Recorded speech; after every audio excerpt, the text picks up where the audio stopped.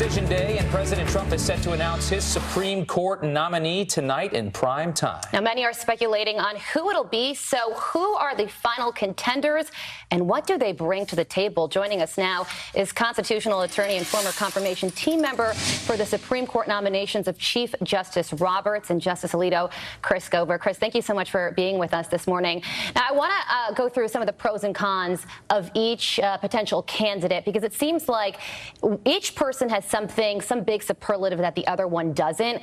Let's start with Thomas Hardiman, who you like. You think that he might have a good chance. And he also has a personal connection with the president through the president's sister, right? Yeah, that's correct. I mean, Hardiman was obviously kind of the runner-up in the first Supreme Court apprentice series we had, so he was obviously a strong contender going into this round. He does serve on the court with the president's sister, who has been a big cheerleader of his, so I think that plays a factor in here. He's also just an extremely experienced judge, served on the Court of Appeals for more than a decade, served on the district court before that. He's heard a number of controversial cases important to conservatives, and he's proven to be consistently conservative. And, just kind of the nominees out there, I also think that he's relatable. This is a guy who drove a taxi cab to put himself through law school. Okay. Wow.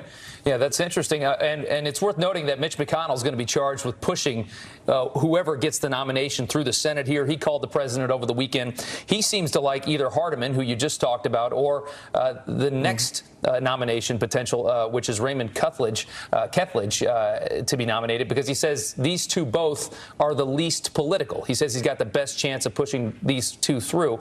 Tell us about Kethledge. So Kethledge, also very experienced, served on the Court of Appeals for more than a decade. He has weighed in on a number of hot-button issues like immigration, but he's one of these candidates that there's less on him or less background in areas such as abortion or affirmative action. But one thing we know about Kethledge, he's known as a really strong, fantastic writer, and he could join Gorsuch as kind of a strong opponent of the Chevron doctrine. And for kind of the non-lawyers out there, this is the doctrine that requires judges to give deference to the agency decisions and interpretations of unelected government bureaucrats, which has really kind of caused the administrative agencies to run amok. And so we know President Trump, has been trying to roll back the administrative state. This could be a strong candidate for him for that very reason. Interesting. Okay. All right, let's talk about Brett Kavanaugh briefly. He seemed to be in the lead in the beginning. What do you think about him? Well, I think, traditional Supreme Court resumes, Brett Kavanaugh probably comes into this with the strongest. He served on the D.C.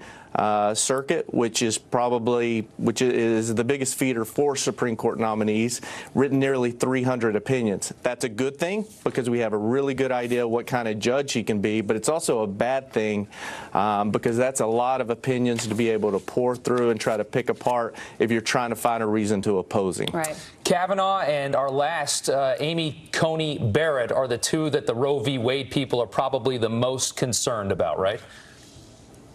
That's at least with Coney Barrett, at least with respect to Roe v. Wade.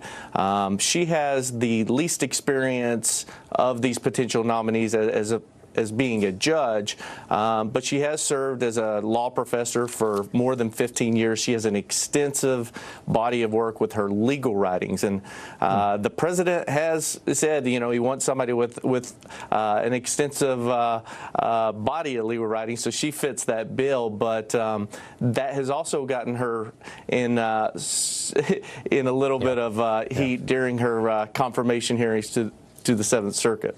Wow. It seems like all of them are pretty good candidates if you're a conservative, at least. We'll see. All right. Yeah. Look, at the end of the day, I think conservatives and Republicans are going to rally behind whoever Trump picks because they're all great. We'll see who's easiest to get through for confirmation. Yeah, Chris, thank you so much. We appreciate it. Yeah. 18 minutes after the